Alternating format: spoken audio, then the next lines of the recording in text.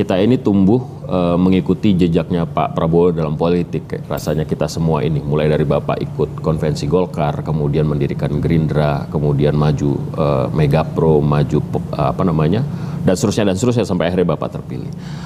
Perubahan komunikasi seorang Prabowo Subianto sangat jelas gitu. Sayangnya ketika Bapak menjabat, tim Bapak itu tidak cakap melaksanakan kerja komunikasi, sehingga muncullah, walaupun sebenarnya ada sedikit apresiasi yang harus dicatat juga, Bapak tidak menggunakan terlalu banyak buzzer gitu ya, sehingga kata buzzer pun saya juga apa sih itu buzzer? Pendengung, Pak.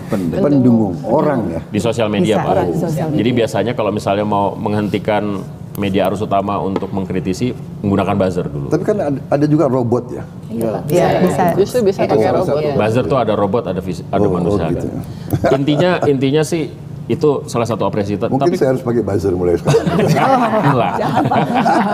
Tapi harus ya, ini jadi catatan kita bagaimana komunikasi itu buruk dihadirkan, terutama di akhir-akhir ketika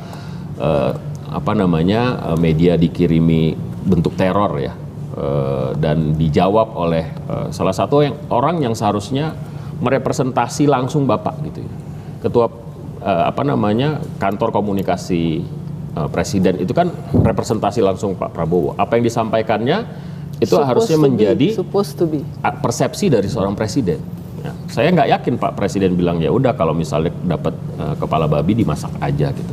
Ini sesuatu yang serius buat kita. Saya ingin jawab ya. Benar sekali.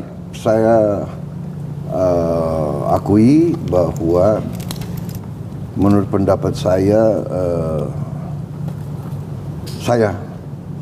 yang bertanggung jawab, saya yang salah sebetulnya. Kenapa? Karena begitu kita dapat mandat, fokus saya, antusiasme saya, semangat saya adalah bagaimana bisa dengan waktu yang sesingkat-singkatnya deliver. Orang lapar nggak bisa nunggu, anak-anak yang lapar nggak bisa nunggu. Jadi fokus kita kerja. Mungkin ada yang ngejek ya, tapi saya paham etos. Saya bukan selalu membela Pak Jokowi. Banyak orang yang jelek-jelekin, saya nggak tahu ya. Pasti ada orang baik, ada orang yang tidak baik, ada kekurangan. Tapi etos waktu itu ya, kita ingin kerja, kita ingin buktikan, kita ingin selesaikan. Ada El Nino, ada La Nina, kekeringan, waspada. Nanti gimana? Air, cari air, bikin tim, cari ahli. That was our focus on the first days. Gimana menghemat? APBN, Menteri Keuangan, bagaimana? Pelajari lagi. Itu akhirnya tim saya semua juga kurang. Karena kita waktu itu yakin kalau kita bisa deliver dengan baik, dengan cepat, kendalikan harga, turun ini, rakyat merasakan, mereka akan percaya sama kita.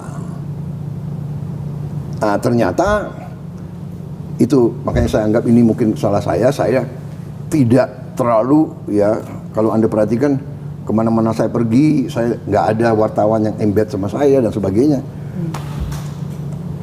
Karena pendekatan saya waktu itu adalah kerja dan evidence. Kalau saya bisa bikin ini, pasti orang menilai dengan objektif. Ternyata tidak seperti itu. Ya, politik adalah persepsi dan ya kadang-kadang kekuatan-kekuatan tertentu, apapun yang kita buat pasti di narasi tidak baik. Karena itu saya mau perbaiki itu. Masalah apa itu? Komunikasi. Salah ucap. Ya, tim saya kan orang-orang baru dalam pemerintahan. Banyak orang baru dalam pemerintahan. Sebagian menteri-menteri yang senior ada yang dari kabinet lama. Ya. Tapi banyak yang baru. Ya. Jadi mungkin kurang waspada, kurang hati-hati dalam mengucap. Ya. Saya kira itu yang bisa saya jelaskan. Ya, saya nanti saya belum ketemu sih sebetulnya setelah saya juga kaget ya, masalah kepala babi dan apa ya itu tikus kirim itu juga saya kira gaya-gaya apa ya taktik teknik gitu-gitu ya bagi saya juga saya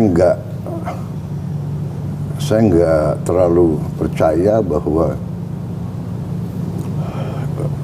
yang melakukan itu punya sifat-sifat saya ulangi saya kira yang lakukan itu ingin mengadu domba, ingin menciptakan suasana yang tidak baik.